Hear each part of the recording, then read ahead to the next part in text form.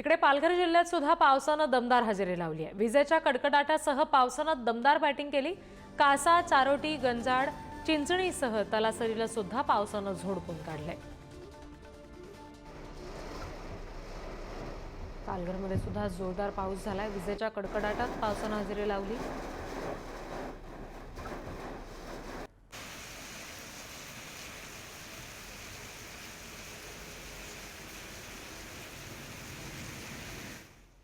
भोकरदन तालुक्याला वादळी वाऱ्यासह पावसानं झोडपून काढले। वादळी वारा आणि मुसळधार पावसामुळे घरांवरचे पत्रे उडालेले आहेत। जालन्याच्या भोकरदन तालुक्यामध्ये जोरदार वादळी वाऱ्यासह मुसळधार पाऊस झालाय।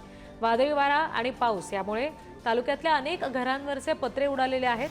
काही ठिकाणी झाडं सुद्धा उन्मळून पडल्याच्या घटना घडल्या। या घटनांमध्ये सुदैवानं कोणती जीवितहानी झाली नाहीये। जालना जिल्ह्यामध्ये हवामान विभागानं जोरदार पावसाचा अंदाज वर्तवला होता आणि त्यानुसार आता वादळी वाऱ्यासह विजेच्या कडकडाटात मुसळधार पाऊस झालेला आहे। तालुक्यात काही ठिकाणी या पावसानं नुकसान सुद्धा केले।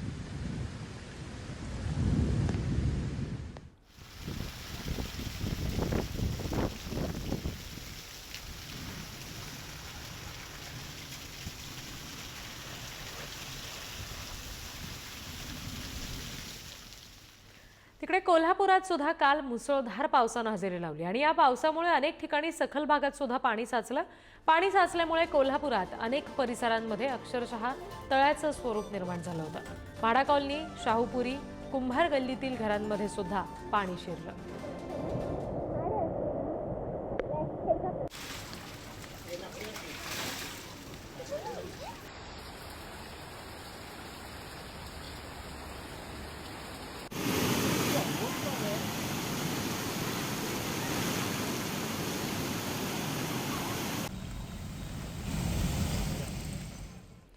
आठवड्याच्या विश्रांतीनंतर काल रात्री मनमाड शहर परिसरात सुद्धा पावसानं जोरदार कमबॅक केलं।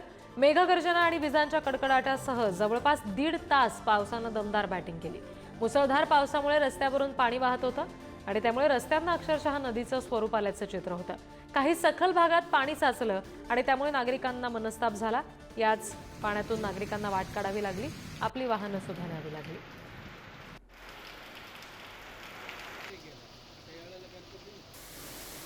साधारणपणे गेल्या 2 दिवसापासून मराठवाड्यामध्ये वादळी वारे आणि मेघगर्जनांसह विजांचा कडकडाट होऊन जोरदार पाऊस कोसळतोय। पुढील काही दिवस मराठवाड्यातील संभाजीनगर, जालना, परभणी, बीड, हिंगोली, नांदेड, लातूर, धाराशिव या जिल्ह्यांना येलो अलर्ट जारी करण्यात आलेला आहे। या काळामध्ये वादळी वारे, मेघगर्जनेसह पाऊस पडणार आहे। नागरिकांनी खबरदारी घ्यावी असं आवाहन हवामान विभागाच्या वतीनं करण्यात आलेलं आहे।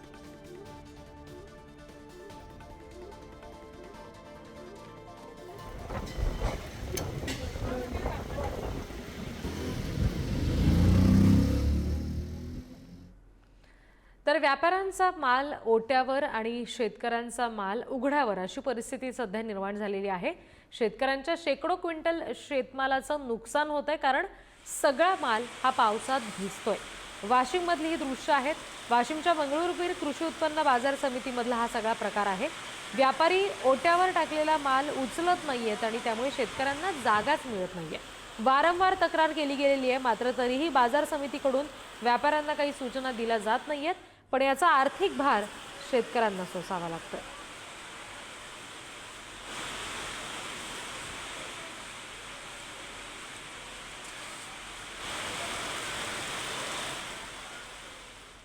संभाजीनगरमधील पैठणमध्ये 100 एकरांवरच्या केळी बागेचं नुकसान झालंय। पावसामुळे केळीची झाडं अक्षरशः आडवी झालेली आहेत। काढणीला आलेली केळी होती, मात्र ती आता उद्ध्वस्त झाली आहेत, त्यामुळे शेतकरी अडचणीत सापडलाय। मुसळधार पावसानं अनेक ठिकाणी बियाणं सुद्धा वाहून गेल्याच्या घटना घडल्या।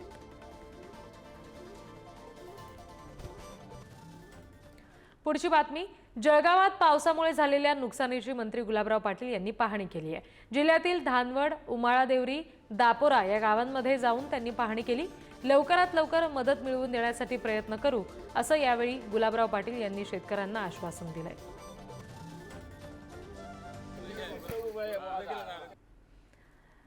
तर तिकडे जालन्याच्या उंबरखेडमध्ये सुद्धा अंगावर वीज पडून एकाचा मृत्यू झालाय। मयत तरुण हा आपल्या शेतात काम करत होता आणि अचानक विजांच्या कडकडाटासह जोरदार पाऊस झाला। यावेळी पावसापासून बचाव करण्यासाठी संबंधित माणूस एक एका ठिकाणी उभा राहिला होता आणि तेव्हा अंगावर वीज कोसळली। शिवाय जालन्याच्या भोकरदन तालुक्यातील तळणीमध्ये सुद्धा वीज पडून एका बैलाचा मृत्यू झाला।